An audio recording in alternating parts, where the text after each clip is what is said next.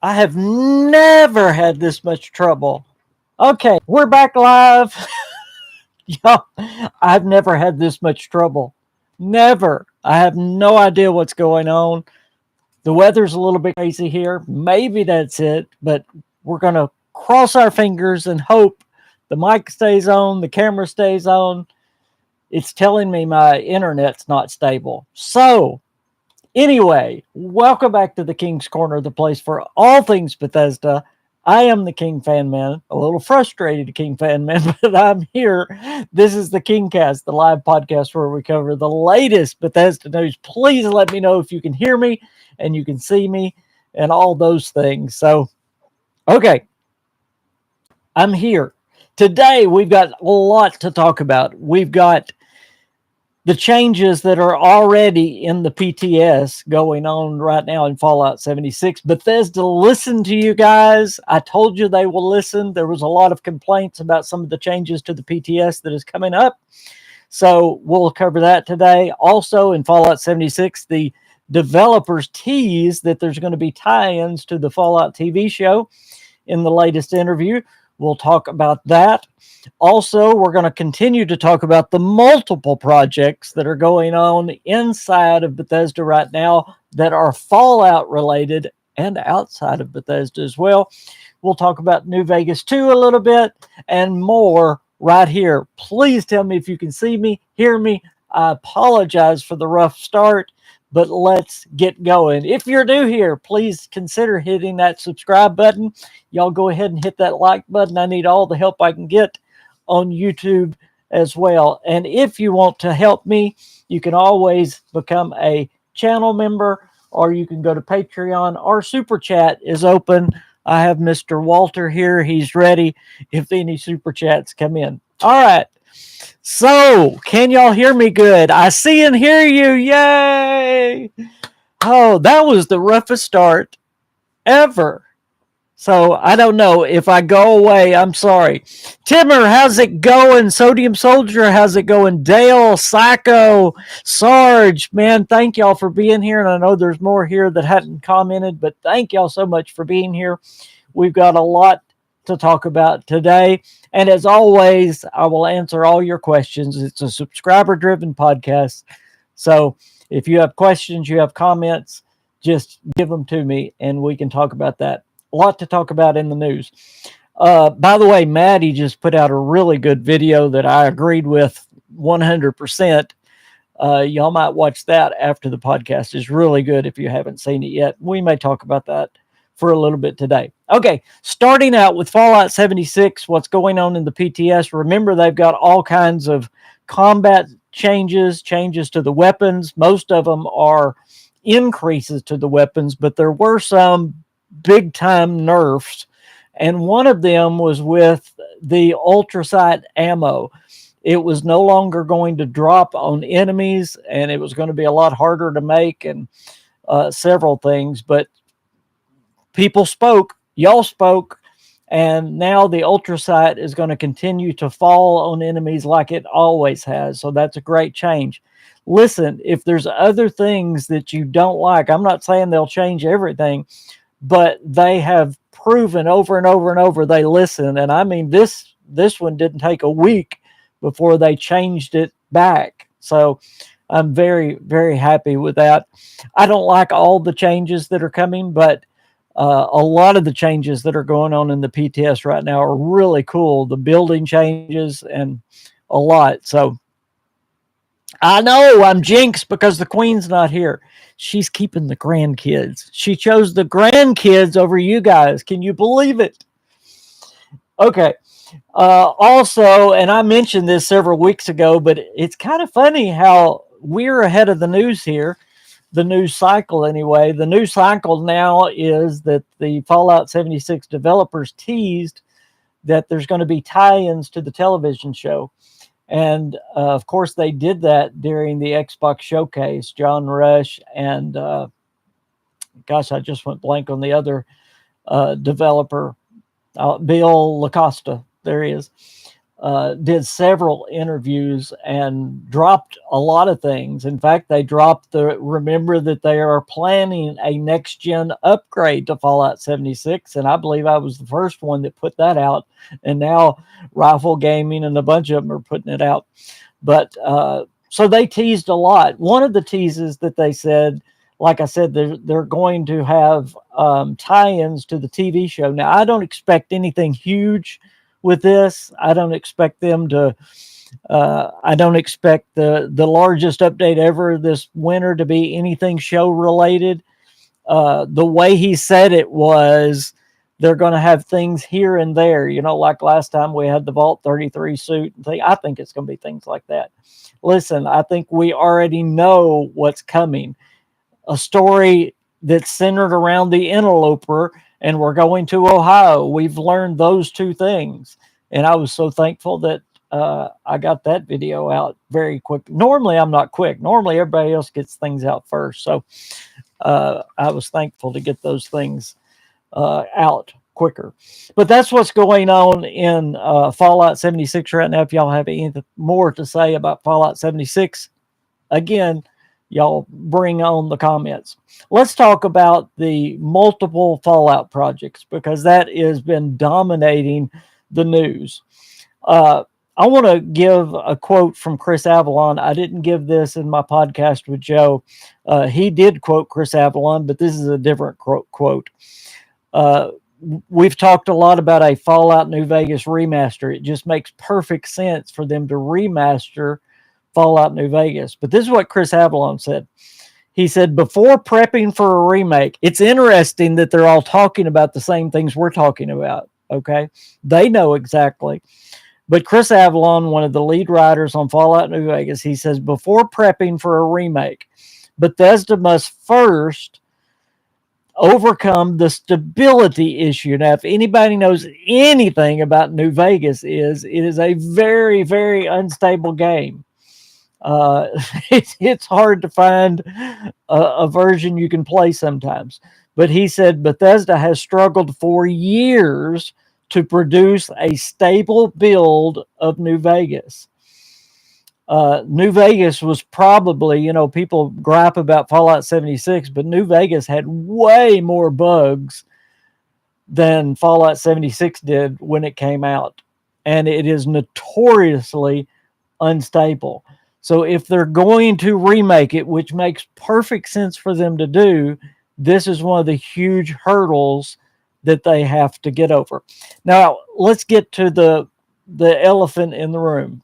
We just did a podcast that was titled Fallout New Vegas, It's Coming. I want to be clear, there is a Fallout spinoff coming. I believe it with all my soul that a Fallout spinoff is coming. I don't know if it's going to be titled Fallout New Vegas 2 or not. But I go back to what, is it Josh Midler? I can't remember his first name. Anyway, my memory's terrible. What Midler said that really hit the news like crazy. But again, we've been talking about this, and y'all know this. Y'all can back me up. We've been talking about multiple Fallout projects in the works for months. But somebody else says it on a podcast, and all of a sudden it goes viral in the news. That's okay. I like y'all being ahead of the news here. But what he said specifically was, and this is something we can't overlook. We talk about Obsidian maybe making it, In Exile maybe making it. Listen to his words. He says there are multiple Fallout projects being worked on right now, and he goes on to say, inside Bethesda. So I believe at the very least, Bethesda is involved with helping on this, at the very least. Because also remember, and I still haven't heard anybody, this will hit the news, but I haven't heard it reported yet, other than I think Colt Eastwood said something about it, and maybe one other person. But during all of these layoffs that went on, there was also restructuring that was happening inside of Bethesda Game Studios. In fact, the Elder Scrolls 6 was totally put on pause. It was, and I don't know if they're back working on it yet. I hope so, but they were organizing Bethesda Game Studios as a whole. So those 4 studios, we don't know now if there's a mobile studio in Montreal and if there's a support studio in Dallas. And guys, we may have right now, and it makes perfect sense that Xbox came in and said, "Nah, Fallout is your most promising series. So let's get to work on a Fallout. You have 4 studios, get to work on it now." As I said, Midler said these projects are going on inside of Bethesda. Now we know Virtuous is probably the one that is remastering Fallout 3, but again, Bethesda is going to publish it. So Bethesda is financially backing it and all those things. So Bethesda is definitely involved, just like they were in the Oblivion remaster. But whatever this Fallout spinoff is, I wonder how involved Bethesda is in this process. They are involved, though, at least according to Midler, because it's going on inside of Bethesda. Now, we're going to talk more about Obsidian and all that, because I know I have heard over and over and over, and I wish people would listen to the podcast before they comment. But I've heard over and over and over, it's just not the same Obsidian. It's just not the same Obsidian. They couldn't make the same game today. Listen, there are 20 of the original 70-something people that made New Vegas. And out of that 20, you have the game director, the creative director, and now the lead writer has been rehired. Gonzalez is his name, back at Obsidian, and that just happened. He didn't work on Avowed. He did not work on The Outer Worlds 2, but he has been rehired for some strange reason back at Obsidian. So again, there's so much smoke around Obsidian and maybe working with Bethesda on this next Fallout spinoff. So before your fears get up and say, Avowed wasn't great, and I liked Avowed, by the way. I didn't think it was bad. The first Outer Worlds was good too. I'm really excited to see what the Outer Worlds 2 is. But I get it. They're not Fallout. They're not Fallout New Vegas. But if Bethesda's involved, which I think they are to a certain extent, that means they'll be using the Creation 2 engine, so it will be more like a Fallout. Grounded was good too. Yeah, I'm playing Grounded right now. Y'all can y'all be friends with me on Xbox. I've got Game Pass, and y'all can see what I'm playing. I'm playing Indiana Jones. I'm playing Oblivion Remastered. I'm playing Grounded, and then I have a racing game that I like to do just for fun. So that's all I'm playing on Xbox right now. I think that's all. In Starfield, of course. So that's the 5 games I've got downloaded off of. I own Starfield, but all the other ones are Game Pass games. And then, of course, I'm playing 76 on Steam. But before you just get all crazy, and again, I wish people would listen before they comment. Again, there are 20 original people from that Obsidian team that made Fallout New Vegas. And it's some of the main guys. You got Josh Sawyer, you got Tim Kaine. I listed them on the podcast with me and Joe, so y'all go watch that. It's really good. I think we might be well. Now I've got a question. If Timber is still here, I have a question for you, Timber. We know what Project Kestrel was. That was the ZeniMax online studio game that got canceled. But there's also, on that FTC document that leaked, there's also Project Platinum. Now, this has some people believing that maybe this is that spinoff, that Fallout New Vegas 2 spinoff. So I'm wondering, Timmer, have you heard anything about Project Platinum and what it may be? I know Juicehead said, and this was way back, that he thought it might be Wolfenstein 3, but I haven't heard any rumblings about Wolfenstein 3 lately.